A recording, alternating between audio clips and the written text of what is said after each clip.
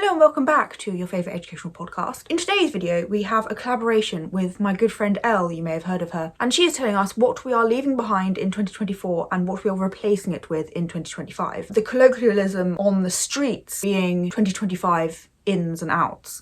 Oh.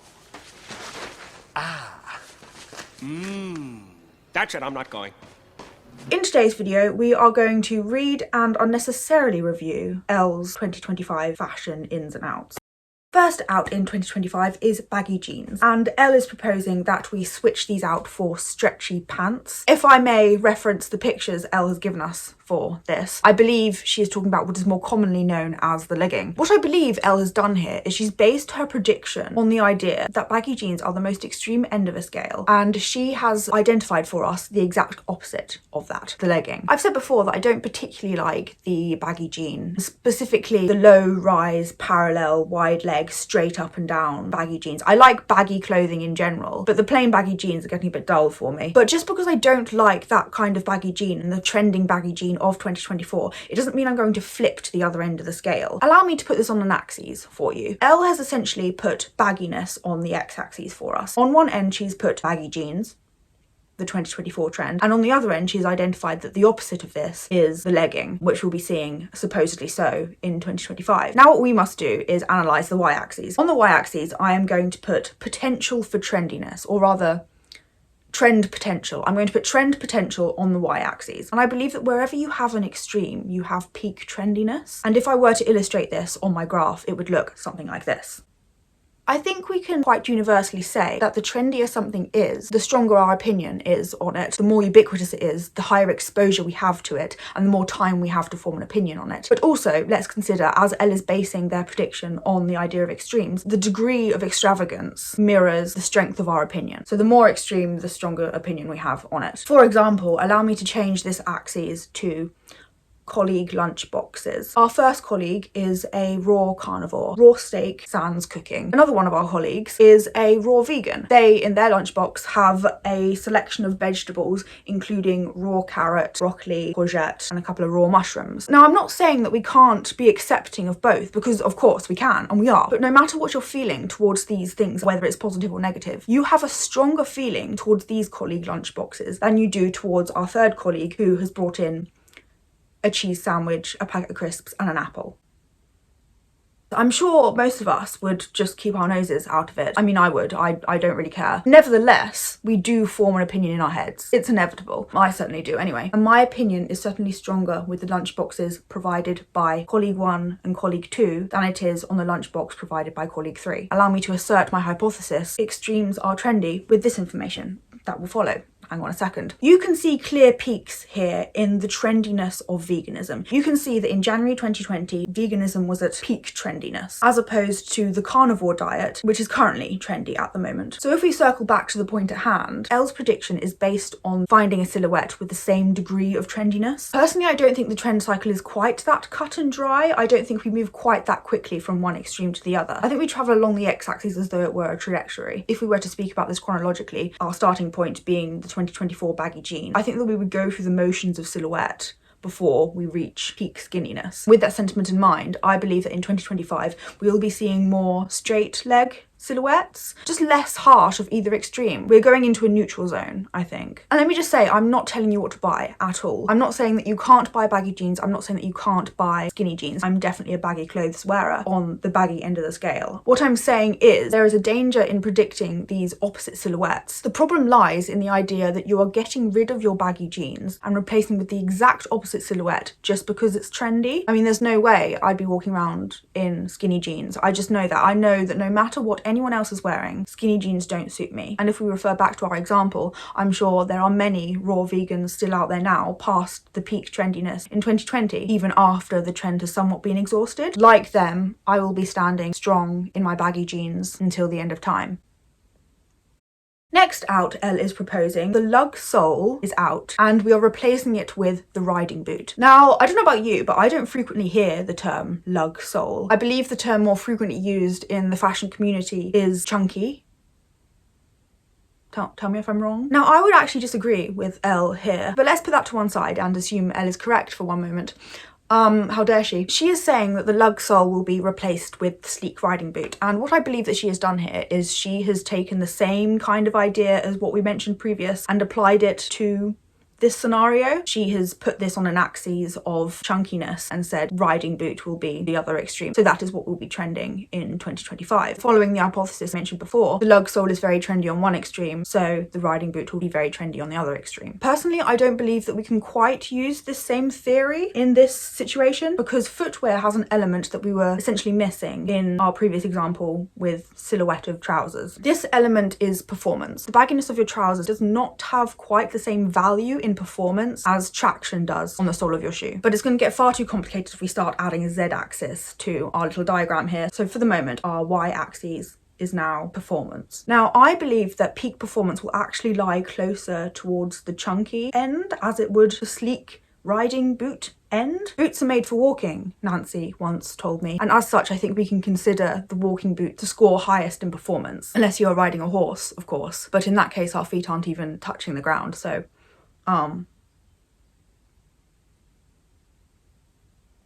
yeah. But anyway, on our scale of chunk, I believe that the walking boot lies closer towards the chunk extreme than it does towards the flat extreme. And where we would consider walking boots to have peak performance, I think from there we can say that the performance would decrease from that point. What I would like to see in 2025 is actually more of the lug sole, a walking boot, hiking boot, worker boot. I don't want to say that anything is timeless because I don't believe anything actually is truly timeless. At the same time, I believe everything is timeless. But I do believe that the practicality of a worker boot, a walking boot, adds more to the shoe than aesthetics. And I think that that's valuable, to me anyway. But also, I love a vintage Doc Marten. If you were to go for the riding boot, it just may not last as long. It's not as sustainable, I think. Maybe. I don't know. Unless you ride horses. Next, Elle is saying that leopard print is out and we are supposedly replacing it with zebra print and snake print. Now, I think Elle has actually missed the point here. I don't believe that she has actually identified a different trend. I believe that we're talking about the same trend when we talk about leopard print, snake print, and zebra print. I know that we're trying to find parallels in fashion, but I think we can get a little bit more creative than this. Essentially, what we have applied here is the theory known as same person, different font. In fashion terms, allow me to translate same trend, different animal. So we need to find something more exciting. Referring back to the phrase aforementioned, same trend, different animal, what I would like to propose is different trend, different animal. I just think it's a little bit more exciting and I think we can be a little bit more creative with it. So essentially we're assigning animals as our parallel in fashion here. What I'd like to see is us being inspired by animals, not directly copying an animal. We don't need to be the animal, essentially. We don't need to wear the animal. In 2025, I would like to see more inspiration drawn from swans. It may be quite literally by mimicking things like colour, silhouette, shapes, textures, white, light, flowing, graceful, airy, billowing, silhouettes, things like that, which aesthetically would mimic a swan quite literally, but also less literally. I think we can take inspiration from it. I've seen brands in 2025 use Capote's swans as inspiration for fashion collections. The swans were the original socialites. They were wealthy, they were stylish, they were well connected, they were charming, and had the elegance of a swan. Bagley Mishka's 2024 fall collection took inspiration from Capote swans, and also Victoria Beckham's spring summer pre-fall 2025 collection took inspiration from Capote swans. Furthermore, Loewe's pre-fall collection 2025 actually saw the models walking down with little feathers on their heads. So again, we're taking it quite literally in that one. But also, if we look closer at Loewe's 2025 collection, there's definitely inspiration here from birds, swans, feathered animals, which is not quite as literal as sticking a feather on your head. But going back to Elle, I think that there is actually some merit in acknowledging snake print for 2025, because 2025 is the year of the snake, according to the Chinese zodiac. 29th of January is the Chinese Lunar New Year, and I think that snakes, for this reason, may be quite popular in 2025. I don't know if you've seen this image before. It's a snake devouring itself, an ancient symbol representing self-consumption and self-regeneration. It's called Ouroboros. Excuse my ancient Egyptian. I just love it. I just absolutely adore it. I think it's wonderful, but would hate to see it become a trend. Oh, the duality of popularity. But anyway, going back to snakes in fashion, I think jewellery can definitely mimic snakes in a great way. If you look at them, they have the same shape. I love the necklaces from Medea, particularly the Roots necklace. Personally, I think that this mimics the skeleton of a snake. And another example is Serpenstore. The very nature of their name being serpent, the Latin translation of snake, surely must suggest that we're gathering some kind of snake inspiration here. But yes, I love jewellery and metallics, those kind of things inspired by snakes, rather than actual literal clothing, and certainly not snake print. Next on our list, we have film merch being out in 2025 and celebrity collaborations being in 2025. I kind of believe that this already happened in 2024. Correct me if I'm wrong, but we had Brat Summer. This was a great sentiment. I loved the idea. I think everyone loved the idea until it became a collaboration with H&M. I think the Charlie XCX collaboration with H&M destroyed the authenticity, I believe, of the Brat Summer message. I don't think many people actually had particularly high opinions. So what I'm saying is, if we were smart in 2025, which, let's be honest, most of us are not, we won't be doing this again. Another example of this concept failing in 2024 was the disappointment we felt at Molly May's brand Maybe. When you assign a name to something, you are paying for the name, regardless of what it is you're actually buying. Molly May used this idea, I believe, as her whole business strategy. People will buy whatever she puts her name on. So essentially what they are actually buying doesn't matter, as long as it has her name on it. Online, there was absolutely zero information for any of the pieces regarding fabric composition, meaning that all those customers who copped on the first drop didn't actually know what they were spending their money on. This information was then added many hours later in the details section. This contour top is 86% polyester and 14%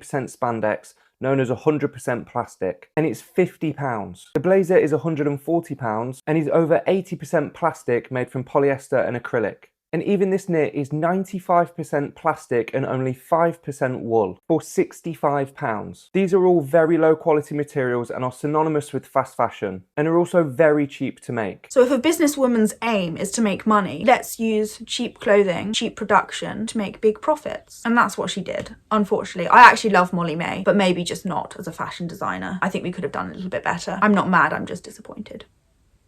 We saw a similar discourse actually with the Matilda Djerf scandal. This actually depicts another problem. The longevity of the clothing line lies with the longevity of the career of whoever's name it is. And for influencers, unfortunately, this is often not long. I've seen people on TikTok saying that they can't wear their oversized Matilda Djerf Avenue blazer or their fruity pajamas and dressing gown anymore because they don't want to be seen supporting Matilda Djerf. These are no longer pieces of clothing. They are just representations of that influencer and that person. They are a symbol. To be honest, I would be skeptical enough to say that that is actually the marketing technique used by influencers to sell personal brands. The influencer essentially relying on their name to sell their product. Am I allowed to say that? I'm gonna. But anyway, taking this into account, I don't want to see any more celebrity collaborations, influencer collaborations, any of the like in 2025. I want to see us taking more inspiration from things. We are not being so literal in 2025. I think we need to stop copying people word for word, buying their things, because this is all marketing for them. This is profit, this is business. What they actually genuinely like will be what they actually genuinely wear. We are emulating it rather than copying it. It's very normal to be inspired by someone that you admire and take influence from someone you admire.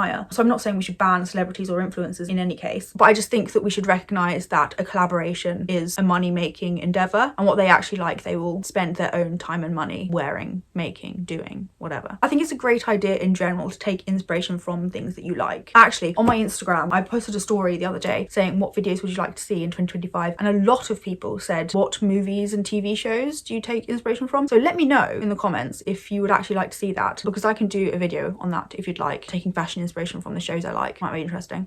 Final trend Elle is proposing that will be out in 2025 is the sky high heel, and we are supposedly replacing this with the kitten heel, or the minimalist slingback heel. Again, correct me if I'm wrong, but kitten heels were definitely a 2024 trend. More so, I'd say, than the sky high heel, maybe more commonly referred to as the stiletto. The data would suggest that actually kitten heels have been more popular in 2024 than the stiletto heel. So Elle, you're wrong. But let me just add my 2 pence to this very quickly. I really like kitten heels. I think that they're far more practical than a stiletto heel. Dainty, they're cute. I just love them. I'd actually like to see more of that.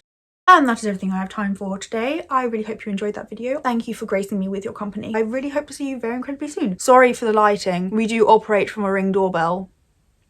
nowadays. I'll try and fix that though. Anyway, bye.